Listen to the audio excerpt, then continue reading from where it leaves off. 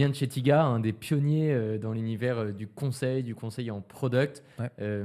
Aujourd'hui, on a un marché qui globalement est quand même bien structuré au niveau du product management, surtout dans les grands comptes. C'était une des premières missions de Tiga. On a un marché qui est d'ailleurs peut-être centré surtout sur la méthode, Ouais. qui a été formé sur la méthode, et peut-être moins sur la valeur. Qu'est-ce que Tiga a extrêmement bien fait, selon toi, dans ce que j'appelle ce conseil en product management 1.0, ce conseil de 2016?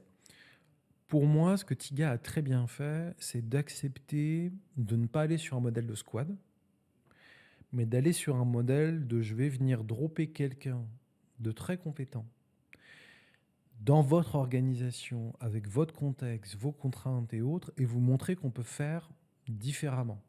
Ouais. Sous-entendu, dans beaucoup de cas, c'est ce qu'espèrent les clients, mieux, mais déjà différemment. Et donc d'aller au-delà de la théorie.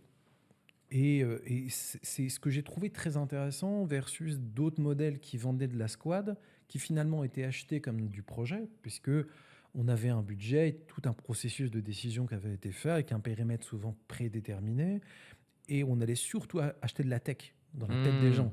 En fait, le product dans la tête du client, c'était souvent un PO, c'était pas quelqu'un qui avait le droit de remettre en cause des décisions. Donc ça, je trouve que Tiga a extrêmement bien fait.